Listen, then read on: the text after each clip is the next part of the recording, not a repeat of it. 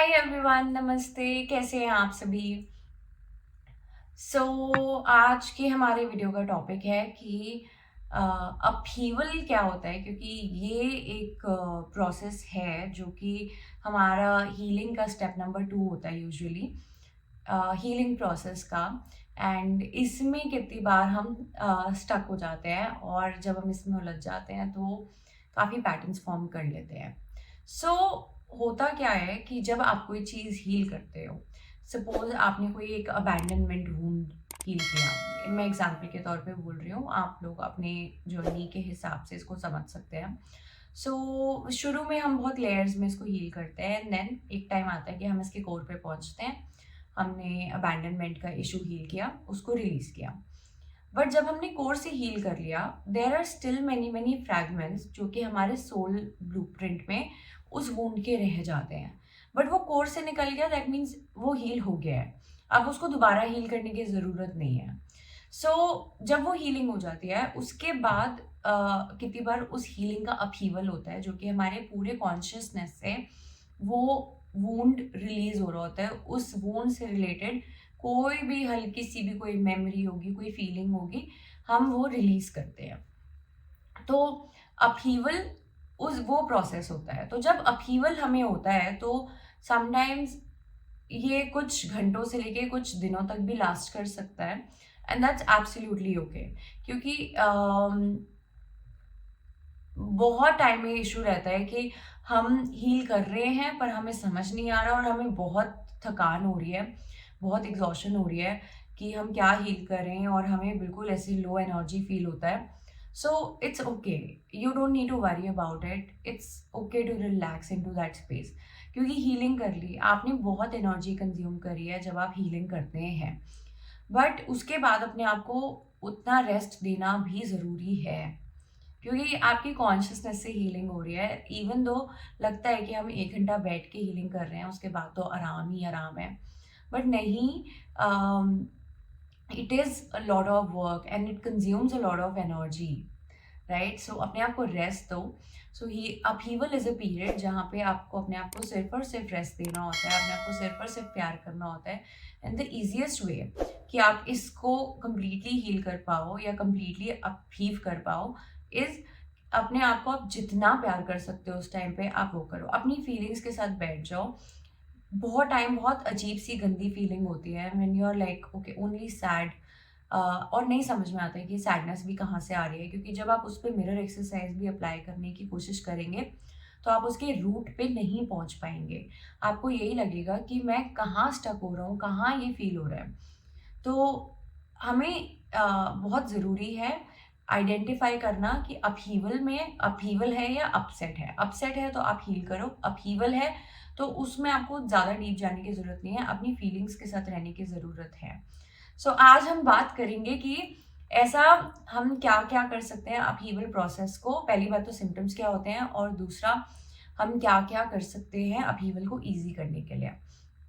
कुछ common symptoms होते हैं अपहीवल के, जैसे जो मुझे, अगर मैं अपनी पर्सनल की बात करूँ तो जैसे कि मुझे बहुत एकदम से एग्जॉशन फील होने लगती है, बहुत टायर्ड फील होता है, बहुत वियर्ड फील होता है कि शायद मैं उस दिन ज़्यादा काम भी नहीं कर पाती, मैं थोड़ा ही काम करती हूँ और मैं जल्दी से थक जाती हूँ। So that means that my body is asking for rest and I have to consistently stay present with my feelings and what I am अपहीविंग।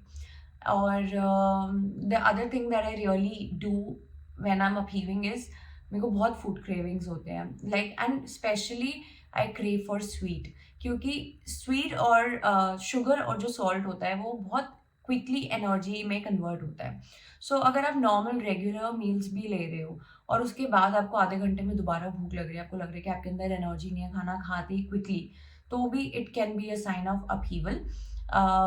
अगर आपका मीठा खाने का मन है, आप मीठा अपने आप को दो, क्योंकि आपकी बॉडी उस चीज़ को मांग रही है, उस चीज़ से, उस पर्टिकुलर फूड आइटम से आपको कुछ प्रोटीन है जो आपकी बॉडी डिजायर कर रही है। Give it to yourself, don't worry about calories and all, वो इतना फर्क नहीं पड़ता, because then it is serving as a divine thing to serve you. तो वो उसका कोई इल बेनिफिट, इल मतलब डिसएडवांटेज नहीं होता। तो I really crave lot of sweets जब मेरा अपहीवल होता है. Second thing that happens is sometimes body में पेन होता है, and this pain is not very sharp shooting pain. It's a very muscular pain, जैसे बहुत ज़्यादा जिम करने के बाद जो एक अजीब सा पेन होता है मसल्स वाला. It can happen through that also. Sometimes आपको नींद नहीं आती है, बट आपको बहुत यॉर्निंग होती है. So that is also when you are releasing and you are upheaving. One symptom is also when कि आपको अपनी बॉडी का टेम्परेचर समझ नहीं आता, हरारत जैसी फीलिंग होती है. वो फीवरिश फील होता है बट फीवर भी नहीं होता. सो ये भी एक कॉमन सिम्टम है अपीवल का.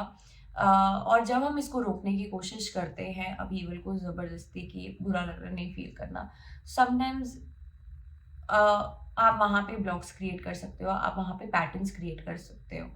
तो वो मत करो, उसको अपहीव होने दो, उसको पूरी तरह से रिलीज होने दो, क्योंकि वो आपने हील कर लिया. वो एनर्जी भी आपके बॉडी में नहीं रहेगी, आपके कॉन्शियसनेस में नहीं रहेगी.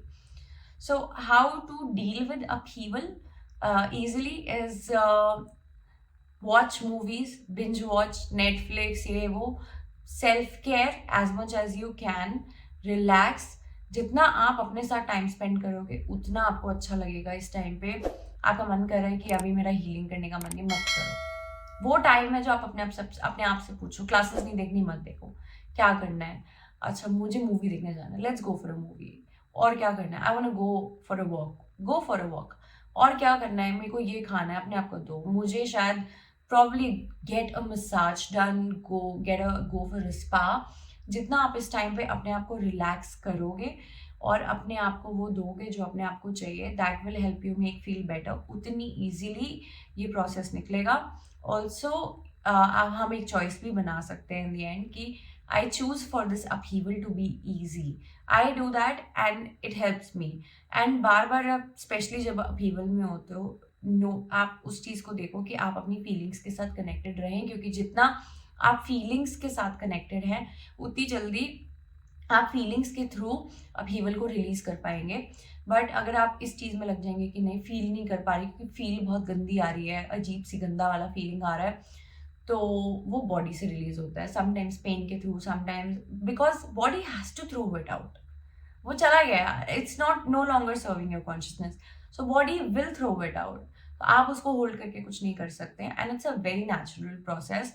Flow with it. इससे घबराने की ज़रूरत नहीं है, इससे डरने की ज़रूरत नहीं है. सो आई होप आपको ये समझ में आया हो कि upheaval is also a part of your healing. तो इससे ना डरना ना घबराना है, इसको इसके साथ फ्लो थ्रू करना है. एक अपडेट है. अगर आपको नहीं समझ में आता कि अपने ट्विन फ्लेम से कैसे ठीक से बात करनी है, क्योंकि हम ट्विन फ्लेम से अगर सोलमेट्स की तरह बात करते हैं तो वो उसको अप्रिशिएट नहीं करते, वो उस चीज़ से ट्रिगर होते हैं. तो मेरी एक वर्कशॉप आ रही है फरवरी में, जिसमें मैं बात करूँगी कि अपने ट्विन फ्लेम के साथ कैसे बात करनी चाहिए और किस तरीके से हम एक हेल्दी कम्युनिकेशन अपने ट्विन फ्लेम के साथ बिल्ड कर सकते हैं. उस वर्कशॉप में हमारे कुछ एक्टिविटीज़ भी होंगे जिससे कि हम हेल्दी कनेक्शन एक डेवलप कर पाएँ, बिल्ड कर पाएँ. तो आप मेरे वेबसाइट पे जा सकते हैं, मैं डिस्क्रिप्शन बॉक्स पे सारे डिटेल्स पिन कर दूँगी. आप रजिस्टर कर सकते हो उस वर्कशॉप के लिए. ऑल्सो अगर आप मेरे वीकली न्यूज़लेटर और सारे अपडेट्स के लिए साइन अप करना चाहते हैं तो आप मेरे वेबसाइट पे जाएंगे तो होम पेज पे आपको एक सब्सक्राइब का ऑप्शन दिखेगा बैनर के नीचे. वहाँ पे आप अपना full name and email ID डाल सकते हैं. सो आपको वीकली न्यूज़लेटर या कोई भी अपडेट वेबसाइट पे होगी तो आपको उसकी सारी इन्फॉर्मेशन मिल जाएगी आपके ईमेल पे. So I hope to see you all soon, and thank you so much for watching my video. You can like, comment and share, and most importantly subscribe to the channel. So thank you very much. Namaste.